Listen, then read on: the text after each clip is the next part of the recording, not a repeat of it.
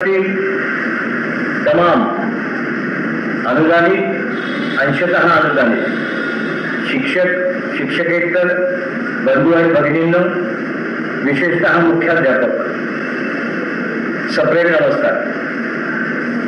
विषय असा आहे की संच मान्यता दिवसेंदिवस क्लिष्ट होत चालल्या।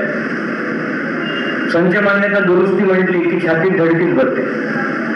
संचालक स्तरापर्यंत जाणे, तिथे 2-2-3-3 दिवस राहणे आणि त्यानंतरही दुरुस्त न होता परत येणे, पुन्हा त्याचा पाठपुरावा करणे, या सगळ्या गोष्टींचा समाचार गेल्या 2 वर्षापासून मी घेतोय। आता एक सुवर्ण संधी आहे।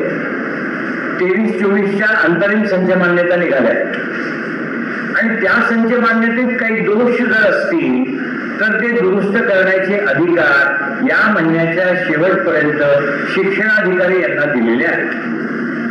आता काय दुरुस्त करू शकतात ते? तुमची मॅनेजमेंट चेंज असेल, त्यानंतर पोस्टची शिफ्टिंग असेल, मीडियम चेंज झालं असेल, स्टुडंट्स कमी जास्त झाले असतील, वर्किंग पोस्ट, कार्यरत पद, मान्य पदे, कॅटेगरी चेंज करायची असेल, हे सगळेच्या सगळे चेंजेस शिक्षणाधिकाऱ्याच्या स्तरावर आता होऊ शकतात। मग याचा अर्थ असा नाही की तुम्हाला पोस्ट परत मिळू शकते।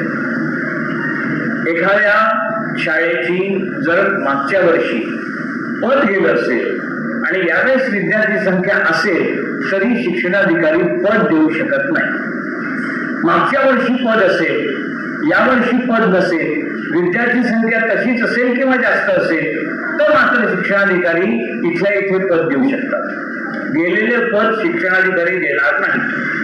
ते 4 जून नंतर माननीय मंत्री महोदय यांच्यासोबत बैठक घेऊन 23-24ची संच मान्यतेत विद्यार्थ्यानुसार पद द्या अशी मागणी त्यांना करायची आहे आणि ती मान्य झाली तर मग पुढे ती पूर्ण होईल। परंतु ज्या किरकोळ गोष्टी आहेत, या किरकोळ गोष्टी सगळ्याच्या सगळ्या या शिक्षणाधिकारी स्तरावर दुरुस्त होऊ शकतात। त्याचा फायदा तुम्ही सगळे घ्या। शिक्षणाधिकाऱ्यांची वेळ घ्या, शिक्षणाधिकारी कार्यालयात भेटा आणि आपली संच मान्यता जर कुठे चुकीची वाटत असेल तर ती कृपया याच स्तरावर दुरुस्त करून घ्या। एवढ्या करता हा व्हिडिओ तुम्ही फक्त पाठीवर हात ठेवून लढ म्हणा, मी लढतोय।